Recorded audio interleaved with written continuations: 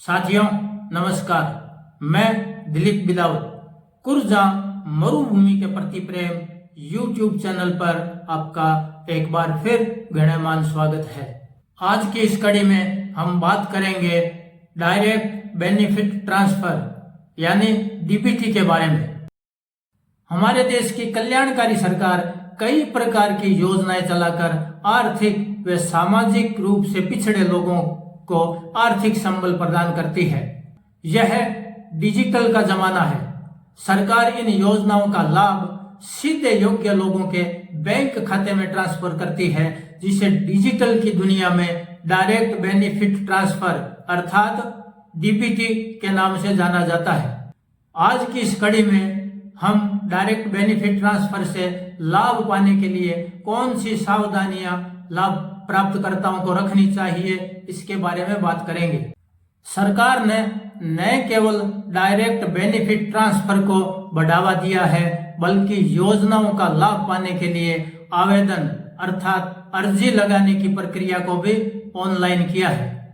सरकार ने ऐसा क्यों किया तथा इससे क्या फायदा हुआ, इस पर प्रकाश डालते हैं। आपको याद होगा, पूर्व प्रधानमंत्री स्वर्गीय श्री राजीव गांधी जी ने एक बार एक सभा में बोलते हुए कहा था कि हम गरीबों के कल्याण के लिए केंद्र से 1 रुपया भेजते हैं तो नीचे तक अर्थात योग्य लोगों तक पहुंचते पहुंचते 10 पैसा रह जाता है।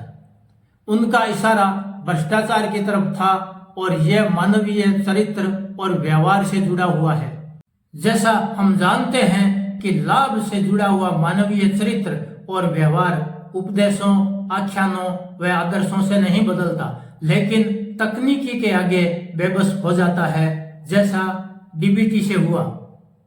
डीबीटी से सरकार की योजनाओं का लाभ सीधे लाभ प्राप्तकर्ताओं के खाते में पहुंच जाता है। बिचौलियों की जरूरत नहीं रही, लेकिन समय पर सीधे और पूरा लाभ पाने की कुछ शर्तों और सावधानियों की जरूरत होती है। यह शर्तें और सावधानियां लाभ प्राप्तकर्ताओं को रखनी होती है। तकनीकी कुछ सीमाएं हैं जिनका ध्यान होना जरूरी है। योजनाओं का सीधा लाभ प्राप्त करने के लिए पहली और मुख्य शर्त है जनधन अर्थात बैंक खाता, आधार और मोबाइल नंबर का होना। यह तीनों चीजें लाभ को सीधे लाभ प्राप्तकर्ताओं तक पहुंच को सुगम बनाती है। राजस्थान सरकार ने डिजिटलाइजेशन में एक और कदम आगे बढ़ते हुए जन आधार जोड़ दिया है, जिसमें परिवार के सदस्यों की जानकारी एवं दस्तावेज जोड़ दिए, जिससे लाभ पाने के लिए ऑनलाइन आवेदन तथा लाभ सीधे ट्रांसफर करना आसान हो गया। अब आते हैं शर्तों व सावधानियों पर। आधार एक व्यक्ति का एक ही बनता है। वह अंगुलियों के फिंगरप्रिंट अथवा शरीर के ऐसे फीचर से जुड़ा होता है जो सभी व्यक्तियों के एक जैसे नहीं होते। जन आधार भी आधार से लिंक है। पहली शर्त है कि आधार के साथ जिस मोबाइल फोन नंबर को जुड़ाया है वह नंबर बदलना नहीं चाहिए। बैंक खाता अथवा अन्य सभी दस्तावेजों में वही मोबाइल नंबर जुड़ा होना चाहिए। लाभार्थी की पहचान को सत्यापित करने के लिए ओटीपी सिस्टम है। ओटीपी उसी फोन नंबर पर आती है जो आधार व जन आधार बैंक खाते के साथ जोड़ा गया है। फोन नंबर बदलने से सीधे लाभ प्राप्त करने में कठिनाई होती है। सिम कार्ड बदलने से फोन नंबर बदल जाते हैं तथा पुराने नंबर किसी और को आवंटित हो जाते हैं। इससे ओटीपी व बैंक लेन देन आदि सभी प्रकार के मैसेज पुराने फोन नंबर पर जाने लगते हैं। अगर मोबाइल फोन सिम की कंपनी बदलनी है तो सिम पोर्ट के विकल्प को काम में लेना चाहिए। इससे कंपनी ऑपरेटर बदलेगा, मोबाइल नंबर नहीं बदलेंगे। अगर किन्हीं कारणों से फोन नंबर बदल जाता है तो आधार में नए नंबर को अपडेट कराने के साथ साथ जन आधार बैंक खाता में भी नए नंबर का जुड़ाव कराना आवश्यक है। कई बार फोन गुम या चोरी हो जाता है तथा लोग नए फोन के साथ नई सिम खरीद लेते हैं, जबकि पुरानी सिम को बंद करवाकर उसी नंबर की दूसरी नई सिम प्राप्त करनी चाहिए। दूसरी शर्त या सावधानी है, सभी दस्तावेजों में व्यक्तिगत या पारिवारिक जानकारी एक जैसी होनी चाहिए।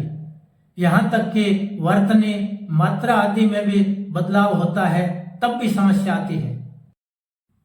उदाहरण के लिए आधार एक प्रकार से व्यक्ति के पहचान की नींव है।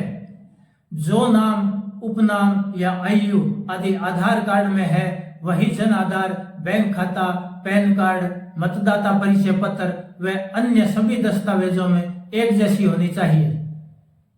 उदाहरण के लिए जैसे किसी व्यक्ति का नाम प्रभुराम है तथा बोलचाल में प्रभुराम बोलते हैं, आधार में प्रभुराम और बैंक खाते या अन्य दस्तावेजों में प्रभुराम है तो डायरेक्ट बेनिफिट ट्रांसफर में बाधा आ जाती है। दस्तावेजों में गलत जानकारी दर्ज करना गैर कानूनी होने के साथ साथ कई सारी समस्याएं पैदा कर देती है। साथ ही इन्हें फिर से ठीक कराने का खर्च भी उठाना पड़ता है। कुछ लोग उम्र के मापदंड वाली योजनाओं का लाभ पाने के लिए दस्तावेजों में आयु गलत लिख देते हैं। अलग अलग कार्ड एवं दस्तावेजों में अलग अलग आयु व नाम में अंतर होता है। ऑनलाइन सारा काम मशीन करती है जो अंकों या अक्षरों व फिंगरप्रिंट आदि से व्यक्ति की पहचान व सत्यापन करती है। अंकों या अक्षरों की छोटी सी मिस्टेक होने से वह अपेक्षित काम करना बंद कर देती है। सभी को यह सुझाव है कि एक बार अपने सभी कार्ड, दस्तावेजों की ठीक से जांच करें तथा सभी एक जैसी जानकारी दर्ज करा लें। आधार card, Jan Aadhaar card, bank खाता व मोबाइल फोन नंबर, ये चारों चीजें सरकारी योजनाओं व कार्यक्रमों का लाभ लेने के लिए बेहद महत्वपूर्ण है। राजस्थान में राशन, सामाजिक सुरक्षा पेंशन, पालनहार, महात्मा गांधी नरेगा मजदूरी, आवास योजना, आयुष्मान आरोग्य स्वास्थ्य बीमा योजना, जननी सुरक्षा आदि कई प्रकार की योजनाएं हैं जिनका लाभ सीधे लाभार्थी के बैंक खाते में जमा होता है। राजस्थान में जन आधार, जो एक परिवार की जानकारी व परिचय होता है, इसमें परिवार के सभी सदस्यों की जानकारी एवं जरूरी दस्तावेज संलग्न होते हैं। योजनाओं के लाभ के लिए आवेदन के साथ संलग्न प्रमाणीकरण दस्तावेज जुड़े होते हैं जिससे लाभार्थी का सत्यापन होता है। परिवार या व्यक्ति के दस्तावेजों में बदलाव होता है तो नवीन जानकारी को जन आधार से जुड़वाना चाहिए। इसी के साथ एक सावधानी और रखनी है, आपकी जानकारी किसी को नहीं देनी चाहिए। डिजिटलाइजेशन या ऑनलाइन आदान प्रदान में ठगी होने लगी है जिसे साइबर अपराध कहा जाता है। किसी अनजान शख्स का फोन आता है तथा वह आपको लोन या पैसे ट्रांसफर या किसी प्रकार का लालच देकर आपके फोन नंबर, आधार नंबर या OTP जैसी कई चीजें मांगता है। कई बार बैंक खाता नंबर, पिन नंबर भी मांगता है। यह सावधानी रखें कि ऐसी कोई भी जानकारी बैंक द्वारा फोन से नहीं मांगी जाती अथवा इस प्रकार की जानकारी किसी को नहीं दे, अन्यथा आपके बैंक खाते में पड़ी राशि किसी अन्य खाते में ट्रांसफर हो सकती है। यह जानकारी आपको कैसी लगी कमेंट में जरूर बताएं। जानकारी अच्छी लगी है तो वीडियो को लाइक व शेयर करना ना भूलें। कुर्जा चैनल आपका अपना चैनल है। यदि आप चाहते हैं कि इस प्रकार की जानकारी समय समय पर जनहित में आती रहे तो आप चैनल को सब्सक्राइब करें तथा अपने साथियों को भी सब्सक्राइब करने के लिए प्रेरित करें। अगली कड़ी में नई जानकारी के साथ फिर मिलेंगे, तब तक के लिए धन्यवाद।